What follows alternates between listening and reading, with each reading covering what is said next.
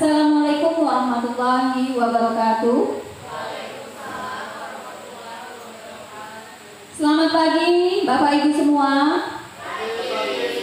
Salam sejahtera untuk kita semua. Pertama-tama marilah kita mengucapkan syukur kehadirat Allah Subhanahu wa Ta'ala yang telah memberikan kita karunia dan nikmatnya hingga hari ini kita dapat berkumpul pada hari ini.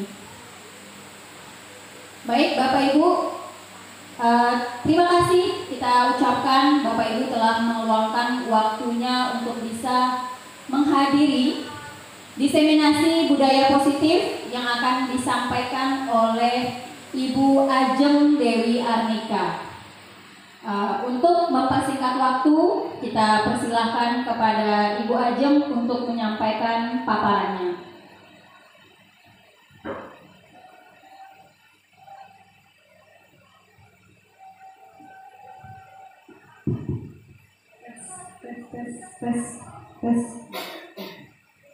Baik, terima kasih Ibu Feby sebagai moderator telah mempersilahkan saya memberikan kesempatan kepada saya untuk melakukan diseminasi budaya positif pada hari ini. Assalamualaikum warahmatullahi wabarakatuh. Selamat pagi. Masih semangat? Sudah sarapan? Sudah ya? Oke, terima kasih Bapak Ibu semuanya sudah berhadir di sini. Mohon maaf saya sampaikan karena Bapak Ibu telah mengorbankan waktu mengajarnya untuk mendengarkan diseminasi dari saya. Semoga apa yang saya sampaikan ini bermanfaat bagi Bapak Ibu khususnya dan bagi sekolah kita pada umumnya. Oke Bapak Ibu, langsung saja kita mulai ya. Tapi sebelumnya saya mau ice breaking dulu deh ya. Ini, saya mau minta Bapak Ibu nanti menyambung kata yang bermakna dari akhiran kata yang disebutkan oleh guru sebelumnya. Nah, contohnya gini, misalkan Bu Feby bilang satu kata Bu, sekolah, berarti saya menyambung lahnya. Nah, misalkan lah apa ya? Lahan, misalkan lahan. Nah, nanti setelah saya itu menyebutkan apa? Hannya, hantu misalkan. Nah, tuknya misalkan turu. Turu bahasa Jawa ya. Oh, tukang bisa. Kang misalkan Kang. Kang Mas. Oke, kita mulai dari Ibu Rema. Silakan Bu. Langsung spontan ya, jangan mikir lama ya Ibu-ibu ya. Bapak Ibu ya. Oke, Bu Feby dulu. Silakan Bu Feby. Buku. Kutu. Tujuh.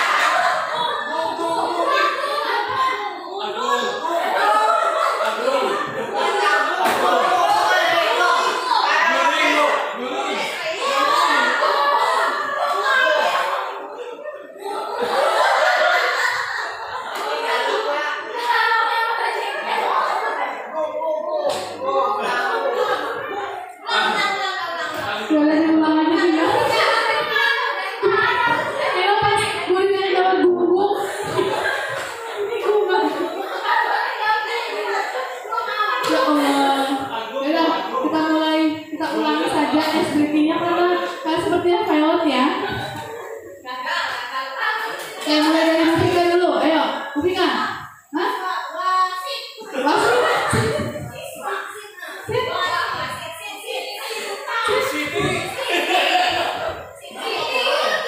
Tidur, Pak Taufik. Juri, Mam.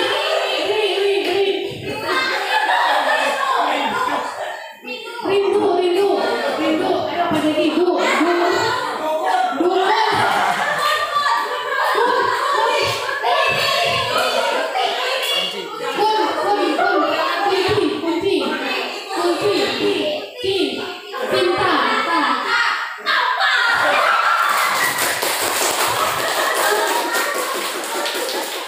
Alhamdulillah, ternyata begitu susahnya ya. Yang bermakna, Masya Allah. Sampai sakit perut saya. Terakhirnya adalah tampar ya pemirsa. Oke, nah ini seru sekali ya. Ternyata yang tadi itu ya, bingung Pak Jeki benar-benar berpikir keras untuk membuat kata itu tadi.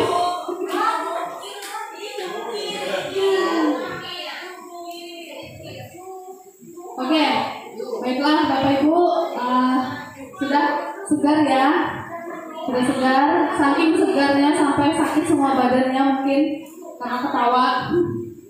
Oke, saya mulai saja untuk diseminasinya budaya positif. Nah, jadi sebelumnya saya mau membagikan kertas.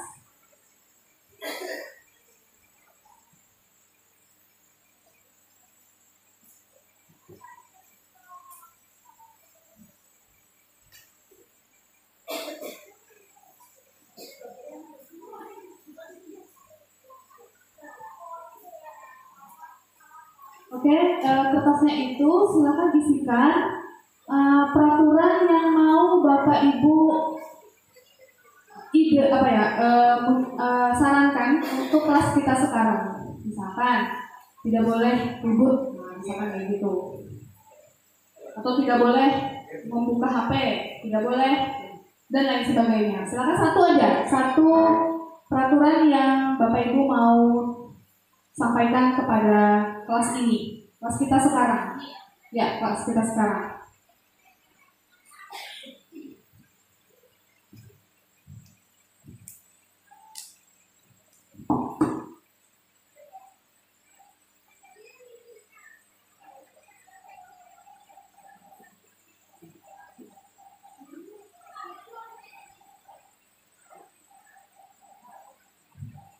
Yang sudah bisa mengangkat tangan mungkin akan saya ambil kertasnya.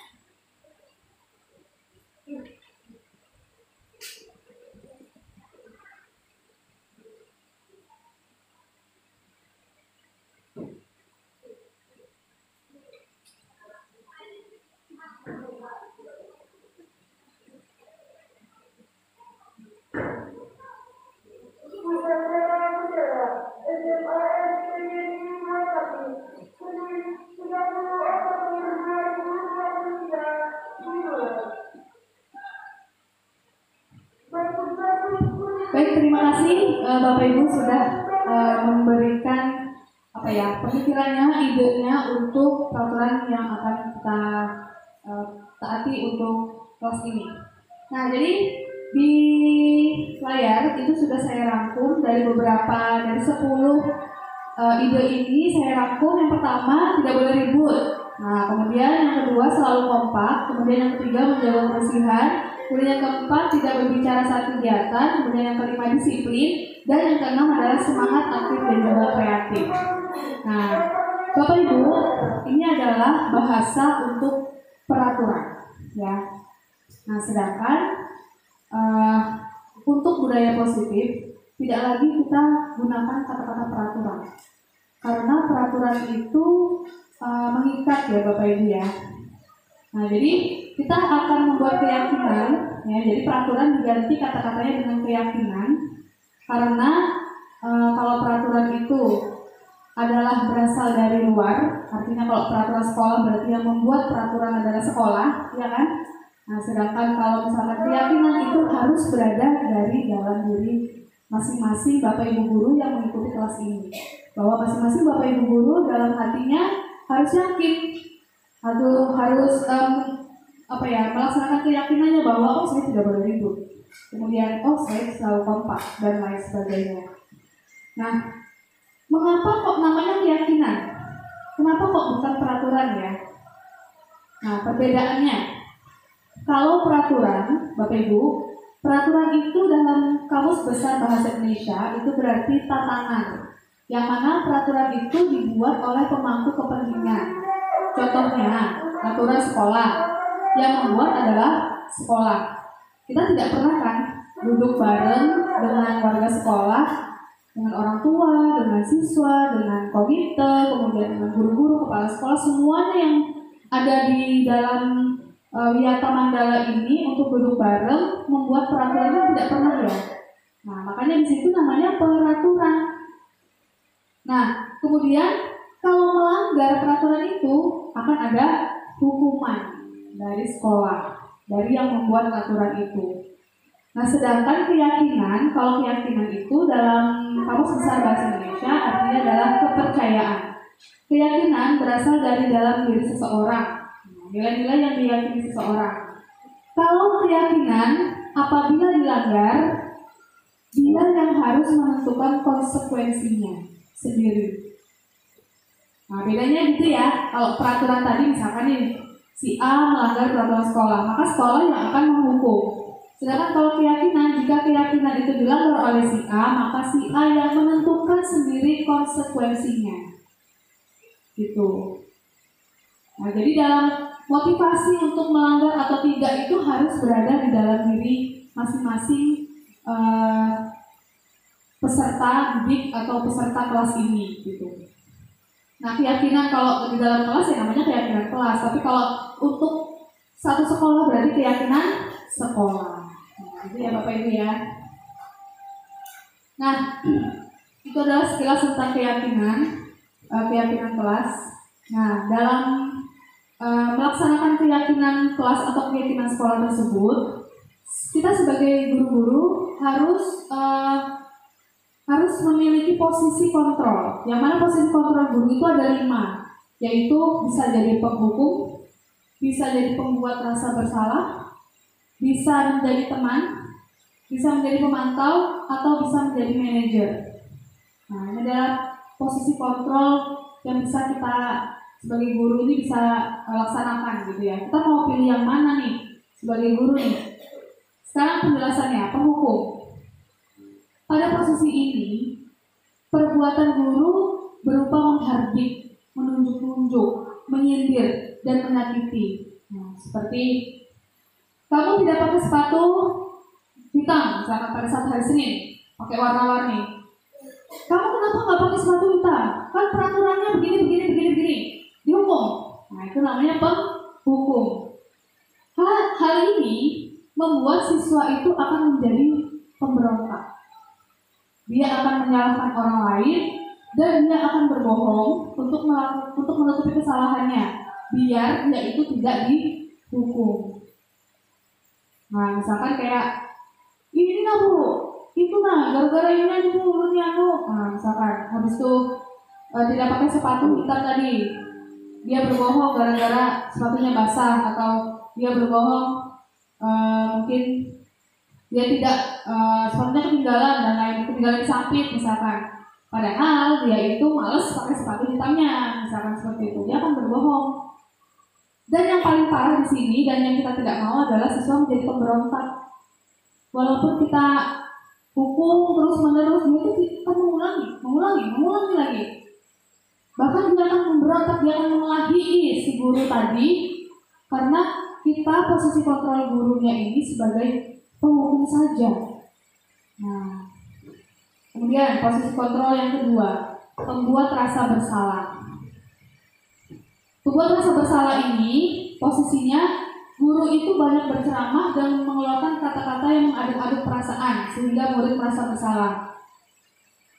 Ya kamu ini gara-gara kamu, kenapa kamu tuh nggak pakai sepatu ini? Coba kalau kamu pakai sepatu hitam, nah kamu tuh akan bagus, kamu akan baik. Coba lihat temannya itu, coba lihat sana, lihat sini, dibanding-bandingkan dengan temannya yang lain. Nah, dia akan merasa bersalah. Hasilnya, siswa itu akan menyembunyikan, menyangkal, dan juga berbohong untuk menutupi kesalahannya. Siswa menjadi rendah diri, nah ini yang bahaya ya. Siswa menjadi rendah diri, kemudian perasaan tuh dirinya jelek, dan sang anak akan berkata, maafkan saya. Siswa menganggap dirinya jelek dan bukan anak yang baik. Dalam jangka panjangnya, hal ini bisa berakibat buruk, akan bisa menggerogoti anak. Bapak Ibu, terkadang kita itu ngomong ceplos-ceplos ya. Kita tuh nggak tahu perasaan anak itu lagi bagaimana misalkan. Kita misalkan tidak mengizinkan siswa untuk pergi keluar karena misalkan mau mengambil uang karena lupa apa namanya nih, lupa membawa gitu. Bu, izin Bu, mau pulang sebentar Bu, mau ngambil uang. Nah, kita kan peraturannya sekolah ini kalau bisa jangan keluar gitu kan. Tapi siswa ini tadi memang benar-benar lupa. Mungkin ya ini adalah point of view-nya. Point of view-nya itu siswanya benar-benar lupa. Tapi kita sebagai guru, orang tuh makanya disiapkan tadi malam. Orang tuh jangan lupa. Orang tuh ini, orang tuh itu. Makanya bapaknya yang suruh sini atau ibunya yang mengantar ke sini misalkan. Bapak aja orang istirahat juga sebentar lagi, tapi kan istirahat cuma 15 menit Pak misalkan. 15 menit itu nah cuma sampai rumahnya bolak-balik aja, belum jajannya misalkan. Nah tapi dia ini tidak diizinkan, malah dibuat. Makanya itu tuh jangan jadi pelupa, jadi orang tuh masa muda-muda sudah lupa ibunya, sudah umur segini udah lupa, misalkan kayak gitu. Siswa itu akan sangkal, ya enggak? Akan sangkal, kemudian akan padahal posisinya dia itu lapar. Nah, akhirnya apa? Dia itu tidak dia itu akan dendam jangka panjangnya ya, dendam dengan guru yang tidak mengizinkan dia ambil uang pada saat dia kelaparan tadi. Tapi susahnya di sini Bapak Ibu, kita tuh nggak tahu dia bohong atau enggak, ya enggak? Dia tuh nggak tahu, yaitu di keluar benar-benar ngambil uang atau dia akan malah nongkrong di pelabuhan dan lain-lain. Nah, itu kasusnya seperti itu ya Bapak Ibu ya. Kemudian menjadi teman. Guru mengambil posisi sebagai orang yang dekat dengan anak-anak. Nah, ini posisi kontrol guru sebagai teman. Dia akan mengambil posisi yang sok dekat dengan anak-anak. Nah, dia akan menjalin pertemanan dengan humor, anak-anak curhat dengan dia. Kemudian anak-anak bisa cerita luwes dengan dia, apapun diceritakan misalkan. Nah, kemudian tutur katanya ramah, kadang juga bercanda dan juga sok kenal, sok dekat dengan anak. Tapi efeknya Bapak Ibu, kalau misalkan kita sebagai guru ini every day, every time sebagai teman, pada saat kita mendisiplinkan dia itu tidak akan menghormati kita. Gampang dia wajung tuh. Pak, Bu, kenapa pian menghukum mulu? Maka pian nih besti lo dulu. Nah, misalkan kayak gitu. Nah, takutnya seperti itu malah tidak ada harkat martabat kita kita di depan anak itu kalau kita terlalu sekali sok kenal dan sok dekat dengan anak-anak, jadi teman. Nah, kemudian posisi kontrol yang selanjutnya yaitu pemantau. Nah, guru dan siswa sudah membuat aturan kelas. Nah, misalkan sudah membuat keyakinan kelas nih. Nah, aturan tersebut sudah disepakati apa yang dilakukan dan konsekuensi jika tidak melakukan. Pada posisi ini, jika siswa tidak disiplin, guru lebih santai. Nah, guru itu tidak menghardik, tidak berkata dengan intonasi datar saja, dan guru mengingatkan peraturan yang disepakati. Nah, ini sepertinya saya selama ini kayak gini, Bapak Ibu. Saya itu jarang menghukum, jadi saya juga bukan sebagai dekat dengan siswa juga enggak gitu. Saya membuat merasa bersalah juga ya terkadang mungkin ya, tapi cuma berapa persen. Tapi saya seringnya ini Bapak Ibu, saya hanya tahu kalau siswa itu melanggar aturan, tapi saya jangan kayak gitu. Nah, cuma gitu aja. Enggak yang seperti kesiswaan yang sampai memanggil dan segala macamnya. Nah, ini saya contoh saya ya sebagai pemantau. Kemudian yang terakhir sebagai manajer. Pada posisi sebagai manajer, guru akan bertanya tentang apa yang membuat mereka terlambat. Misalkan nih, kasusnya adalah siswa terlambat ya. Guru akan bertanya tentang apa yang membuat mereka terlambat. Anak diharapkan jujur menjawab. Dalam hal ini, anak dilibatkan mencari solusi dari kesalahannya. Ini sebagai manajer ya. Kemudian ia belajar dari kesalahan. Anak diajak mencari solusi. Mereka diajak bicara dan diarahkan pada nilai-nilai yang diyakini, terutama pada keyakinan kelas.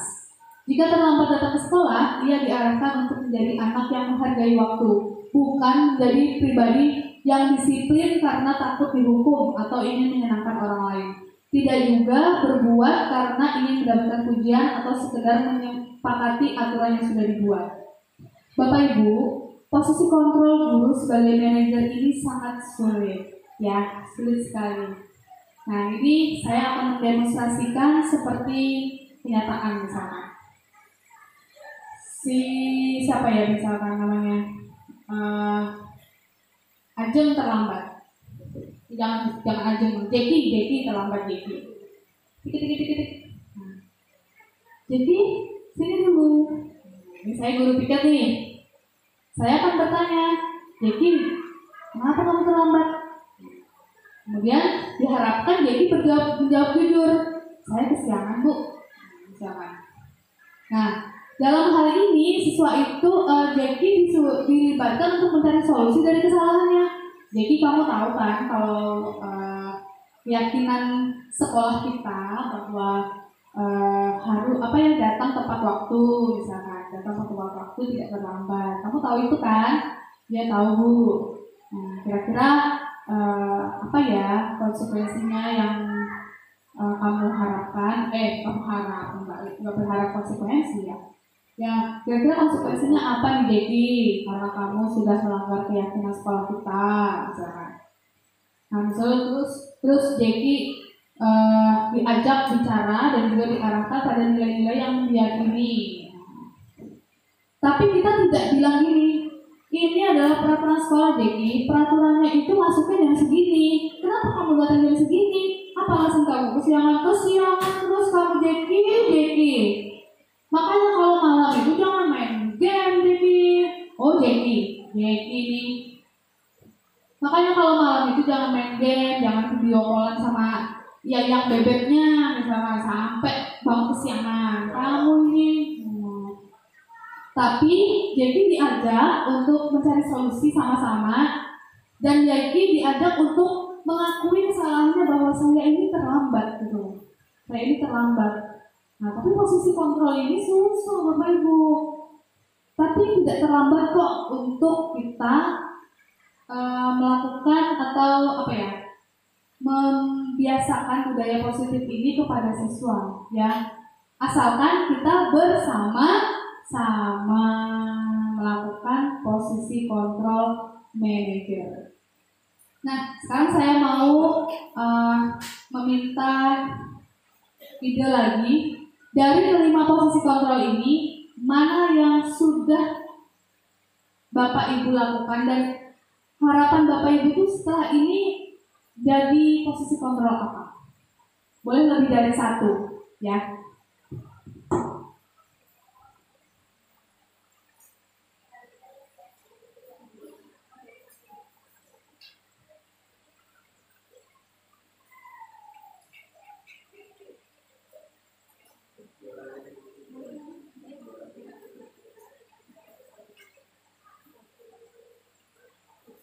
Ini ya Bapak Ibu. Nah, selama ini Bapak Ibu sudah melakukan posisi kontrol apa? Kemudian harapan Bapak Ibu setelah ini melakukan posisi kontrol apa? Boleh lebih dari satu.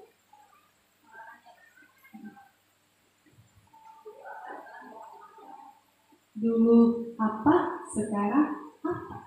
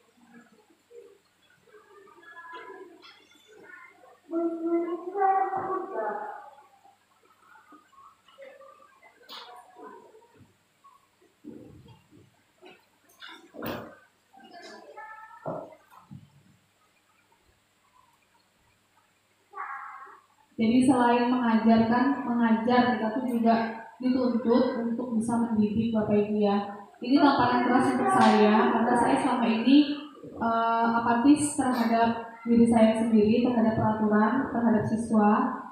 Jadi mulai belajar untuk lebih peduli lagi, membantu kesiswaan.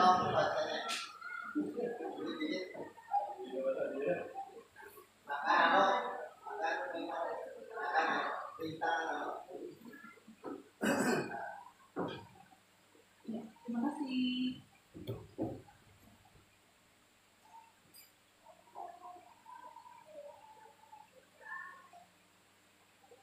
Oke, Bapak Ibu, sekarang saya mau mulai membaca sebentar ya.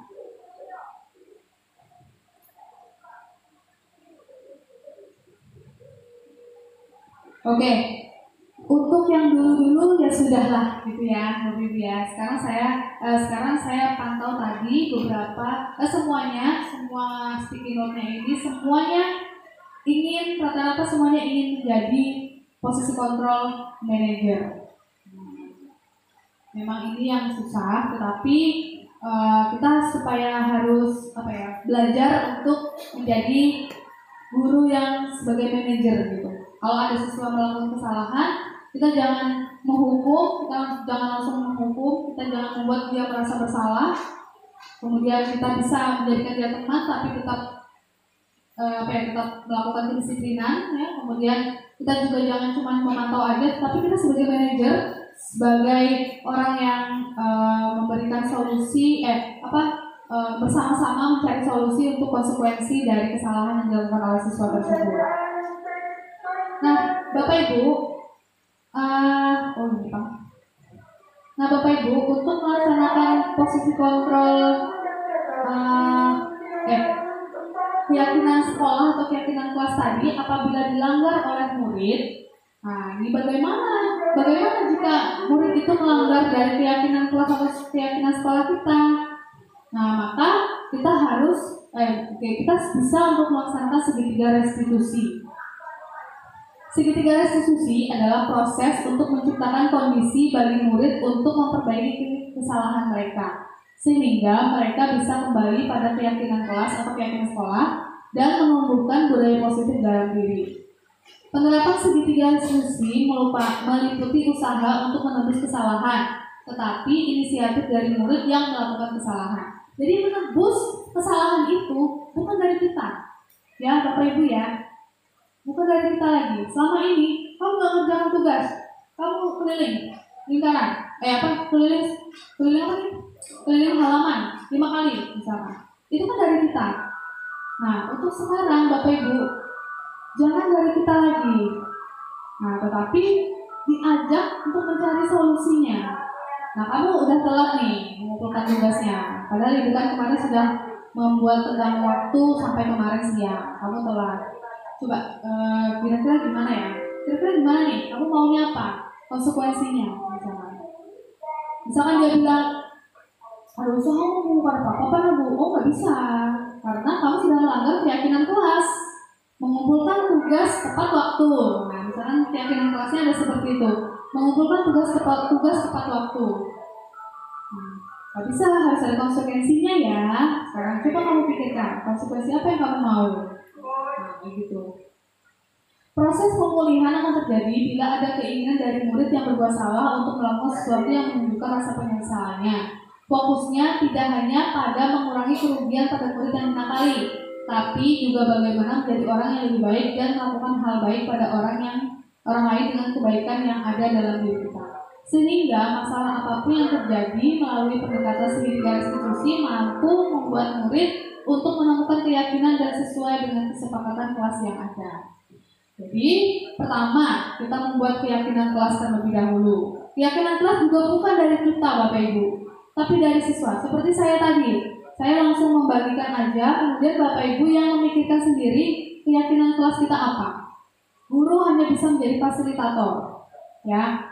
Nah, mengumpulkan kertas-kertas tadi, kemudian kita sama-sama membahas. Setuju nggak semuanya ini? Setuju. Tulis. Sekretaris tulis ya. Nah, kemudian ini setuju nggak? Setuju, tulis. Nah, apabila ada siswa yang melanggar dari keyakinan kelas tersebut, boleh kita panggil, kemudian kita sadarkan dia bahwa dia telah melakukan kesalahan. Nah, kemarin kamu misalkan kesalahannya itu, kemarin kamu ada laporan bahwa kamu contek. Misalkan mencontek di ulangan akhir semester. Kebiasaan murid kita ini tidak jujur Bapak Ibu. Dia akan sembunyi tangan, lempar batu sembunyi tangan. Nah, ada aku kan nyontek kok dia nyontek kok udah siapa punya? Misalkan kayak gitu. Nah, kita harus jangan meninggi lagi, apa namanya nih? Nada kita dekati lagi. Nah, posisi kontrol guru sebagai teman itu kita laksanakan gitu. Apa namanya? Udah kamu harus tahu dari mana. Pokoknya ibu tahu bahwa kamu tuh mencontek. Sekarang kamu melakukan itu nggak misalkan? Nah, gitu. Tahu nggak mencontek itu adalah sesuatu yang semua orang juga pasti mencontek. Cuma ibu mau tanya, kamu mencontek kan kemarin? Ada apa-apa? Nggak usah takut misalnya. Nah, kita harus membuat dia itu jujur dulu Bapak Ibu ya. Nah, setelah itu baru kita cari solusi bersama untuk konsekuensi dari kesalahan dia itu. Apa sih segitiga restitusi itu?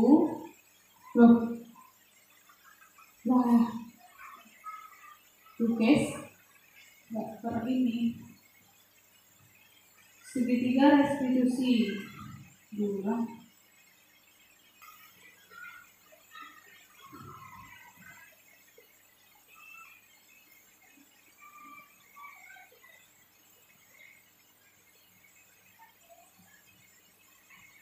Ya Bapak Ibu ya, terjadi kesalahan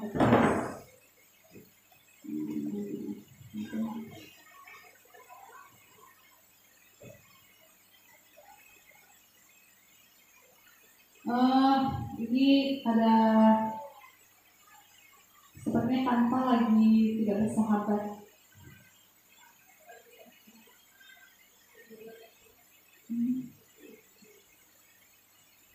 Ini dia.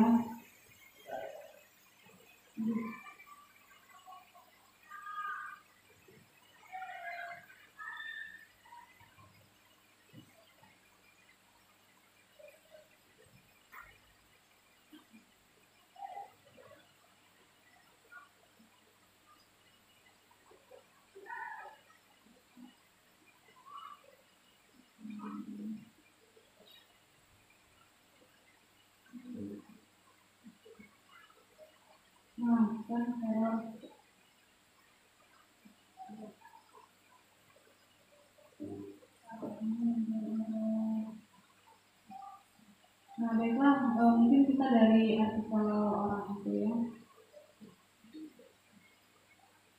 Nah, Bapak Ibu, langkah pertama untuk segitiga restitusi adalah menstabilkan identitas.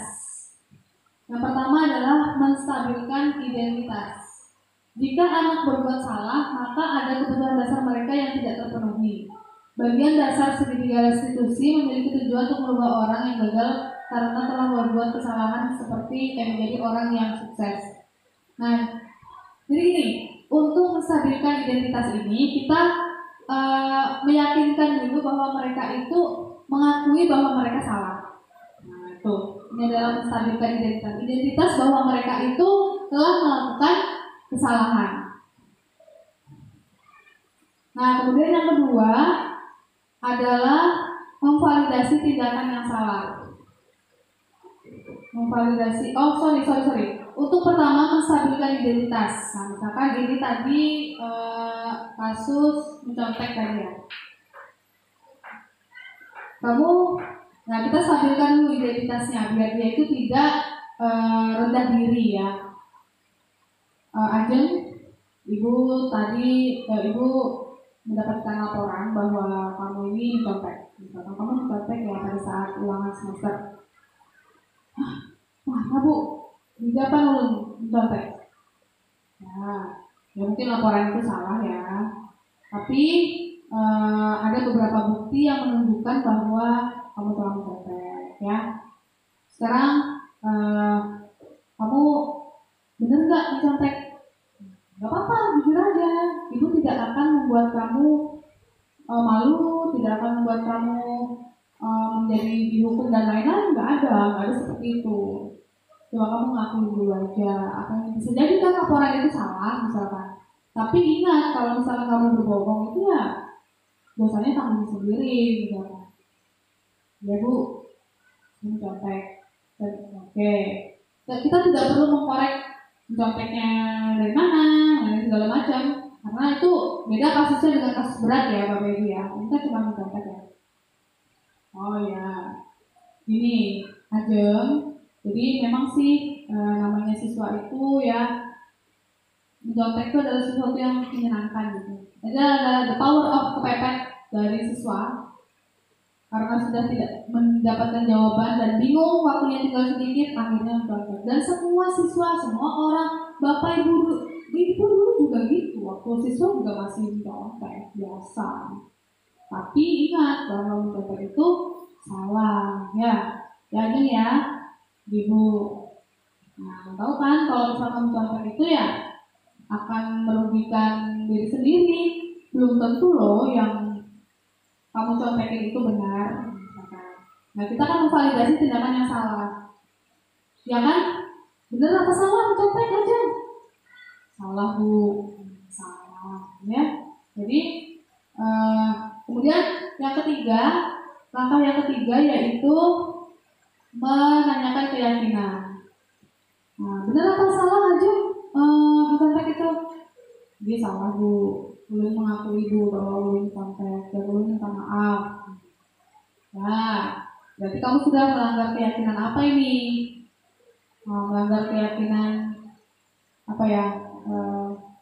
Menjaga kedisiplinan kelas misalnya. Nah ya, keyakinan itu yang kamu langgar. Sekarang aja karena kamu sudah melanggar keyakinan kelas itu, kira-kira solusinya apa ya untuk konsekuensinya?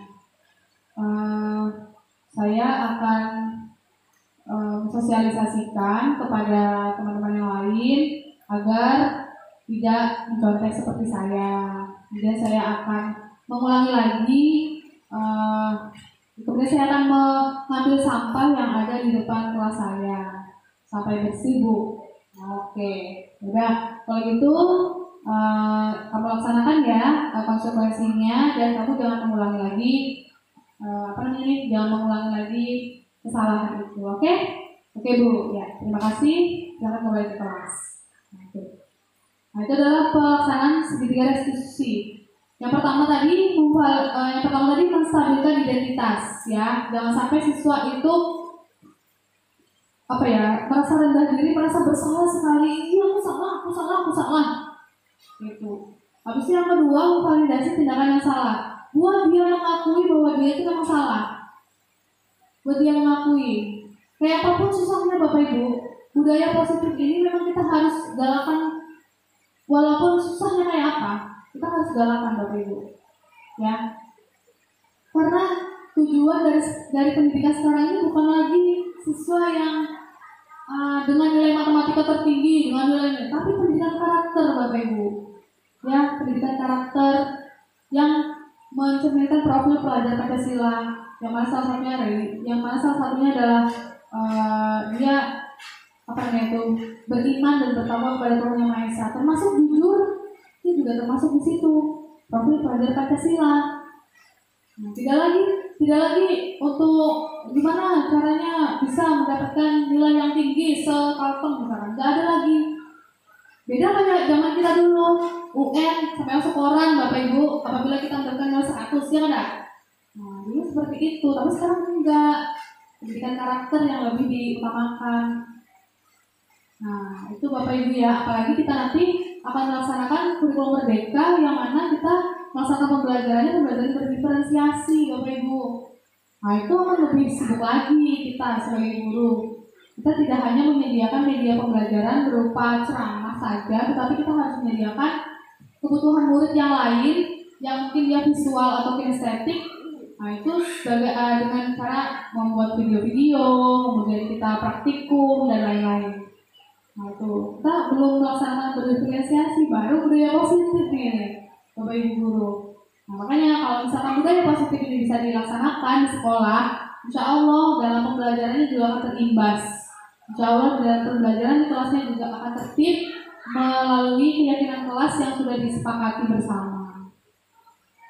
Nah, Bapak Ibu, untuk melakukan segitiga restitusi ini diperlukan konsistensi, diperlukan tenaga, diperlukan pikiran, diperlukan gotong royong Bapak Ibu ya, gotong royong bersama-sama untuk melaksanakan budaya positif ini di dalam sekolah kita.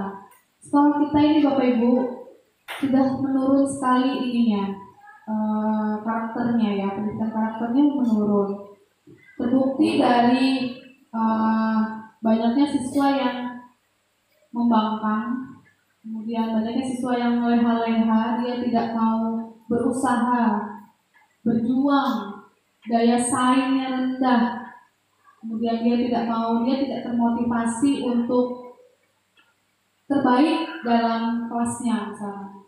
Tuh, hanya beberapa orang ya, dalam satu kelas itu mungkin yang semangat belajarnya itu berapa sih? Yang lain itu apa? Yang lain itu bisa ngomong aja, atau ada bisa menyalahkan aja, itu tuh bu.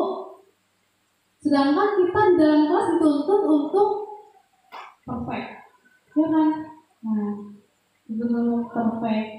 Kemudian belum lagi kita melaksanakan yang berdiferensiasi itu, kita lakukan pembelajaran berkelompok, tidak lagi heterogen Bapak Ibu. Dulu kita kuliah mungkin membagi kelompok, membagi siswa menjadi 3-4 kelompok heterogen. Itu kan membuat RPP ya. Heterogennya itu dari segi kepintaran, dari segi jenis kelamin, dari segi lingkungan, dari segi dan lain sebagainya. Tidak lagi sekarang. Sekarang berdasarkan kebutuhan belajar siswa, minat siswa, profil belajar siswa, kesiapan belajar dan lain-lain. Banyak Bapak Ibu. Gitu. Kemarin saya barusan di 10 MIPA. Ayo berkelompok, saya bilang. Berkelompok ini tugasnya cuma sedikit ya, cuma satu pertanyaan aja. Gitu. Ada yang mau berkelompok dan ada yang tidak mau berkelompok. Tugas Bapak Ibu guru ini sebagai fasilitator, kita nggak boleh Bapak Ibu bilang gini, terserah aja kita mau hendak berkelompok kepada yang penting, pokoknya saya mau berkelompok, nggak boleh. Nggak boleh lagi bilang pokoknya saya mau berkelompok. Kita harus memerdekakan mereka dalam belajar. Karena diferensiasi itu ada diferensiasi konten, proses dan juga produk ya. Konten kita harus merdeka. Silahkan pilih materi pembelajaran apa yang kalian mau pelajari. Proses, kamu nanti mau mengumpulkan tugasnya terserah, mau pakai poster, mau pakai karton, mau pakai video, mau pakai Canva dan lain-lain boleh. Nah, kemudian produk. Nah, proses tadi mau berkelompok, mau individu, mau produknya dalam bentuk poster, dalam bentuk web, dalam bentuk blog dan lain-lain boleh.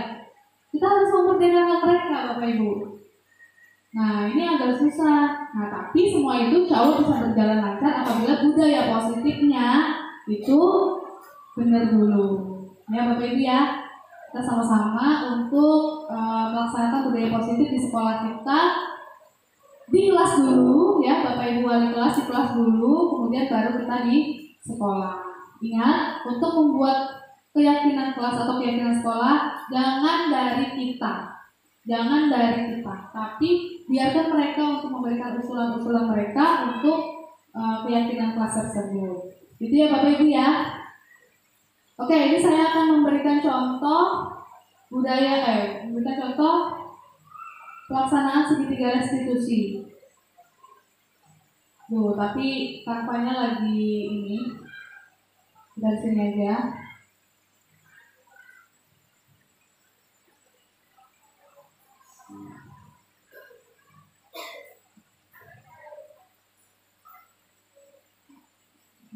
Contoh penerapannya ya.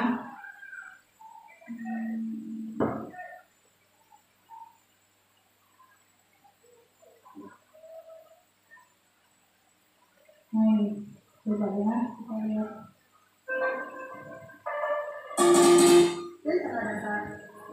Adalah proses menciptakan proses restitusi meliputi 3 tahap, diantaranya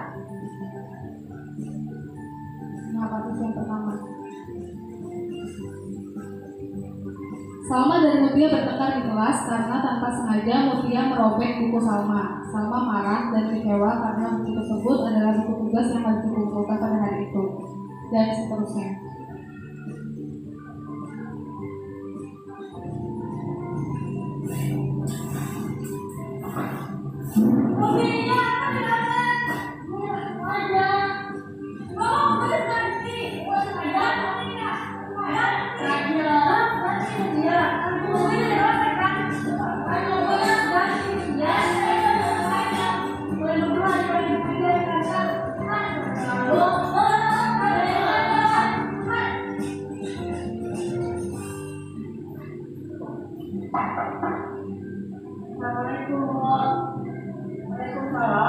ini sama Mutia ya.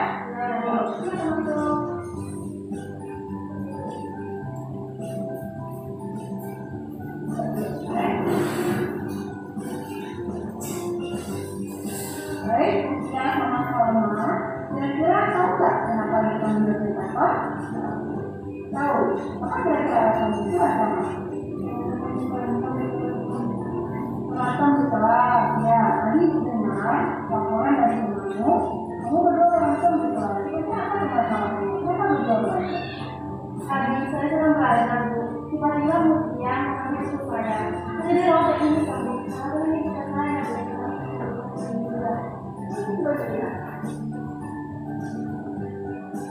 Nah, mana nih ya? Kota benar nih dia merobek buku mana? Enggak. Gimana ini seperti tadi saya rencananya mau mengambil tiket Bu, tapi karena saya tidak bisa di belakang terus serobek Bu. Semoga tidak sengaja. Nah, gimana sama? Ya bohong Bu, tadi dia sengaja Bu. Gimana enggak? Enggak sengaja Bu, tadi memang saya merobeknya tapi nggak sengaja Bu. Ya, oke. Jadi ya, dalam kehidupan ini biasanya kita memang terkadang melakukan kesalahan yang tidak disengaja ya, tidak disengaja. Kita juga percaya ya, percaya dengan kata-kata muda dengan sama adanya. Nah, sekarang kita tidak ingin mencari siapa yang salah. Ya, kita tidak ingin yang salah berdua ini kita kenapa kan? Kita kenapa kan? Sudah, kita sekarang hanya sama masalah tidak sengaja, jadinya bertentang kan? Nah, oleh karena itu, ibu berharap kamu bisa memperbaikinya berdua. Jadi apa kesalahan yang telah dilakukan, itu yakin pasti bisa menyelesaikannya. Baik, sekarang kita tanya kepada Mutia. Kira-kira dengan permasalahan ini, apa yang harus dilakukan? Pertama kepada sama dan mengkaji tentang bagaimana. Benar.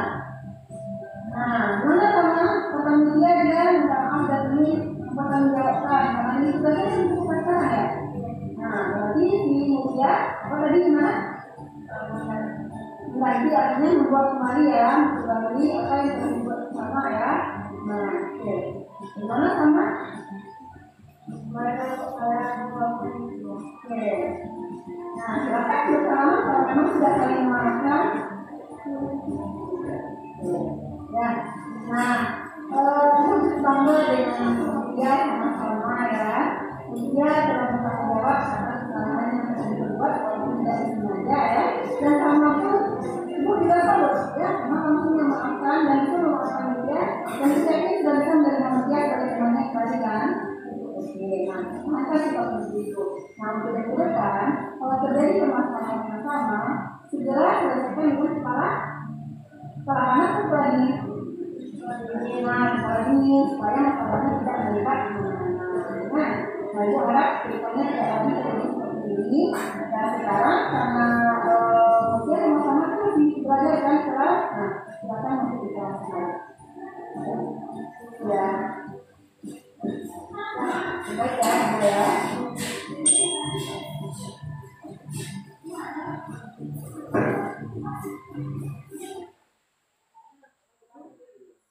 Kegiatan kita, jadi penerapan studio dari sesi tadi juga sudah berakhir, alhamdulillah ya. Jadi Bapak Ibu, terutama untuk yang kesiswaan, mungkin terutama wali kelas kesiswaan, tapi tidak lupa juga guru mapel seperti saya juga. Ini juga saya berperan untuk melaksanakan segala institusi apabila ada siswa yang melanggar keyakinan kelas atau keyakinan sekolah. Nah, untuk sebelum berakhir kegiatan kita, saya minta refleksi dulu ya Bapak Ibu ya.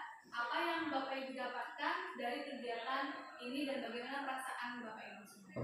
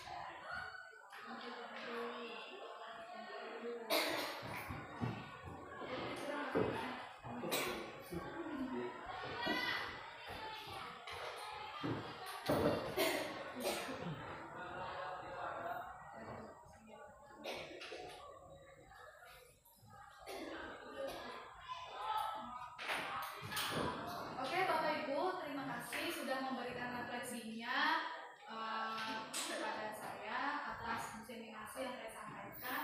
Mudah-mudahan diseminasi budaya positif ini bisa kita laksanakan, bisa bermanfaat dan juga budaya positif ini bisa dilaksanakan di sekolah kita dan juga di masing-masing kelas. Baiklah, untuk saya mungkin saya akhiri dulu. Apabila ada salah-salahnya, kurangnya saya mohon maaf. Assalamualaikum warahmatullahi wabarakatuh. Waalaikumsalam warahmatullahi wabarakatuh. Saya kembalikan kepada Mbak. Baik, kita kasih tepuk tangan dulu untuk Ibu Adi. Baik Bapak Ibu, kita telah sampai pada penghujung acara. Kita simpulkan pada hari ini. Yang pertama adalah Bapak Ibu guru harus, terutama di kelas, harus membuat keyakinan kelas. Kemudian yang kedua, sebagai guru kita harus bisa menjadi seorang manajer bagi siswa. Kemudian yang ketiga, kita bisa melaksanakan strategi restitusi. Ya, segitiga restitusi. Baik, kalau ada pertanyaan yang Bapak Ibu ya, kita bisa tanyakan di waktu dan di lain sesi. Seperti itu. Ya, terima kasih atas perhatian Bapak Ibu. Alhamdulillah kita hari ini mendapatkan ilmu yang luar biasa. Saya tutup. Wassalamualaikum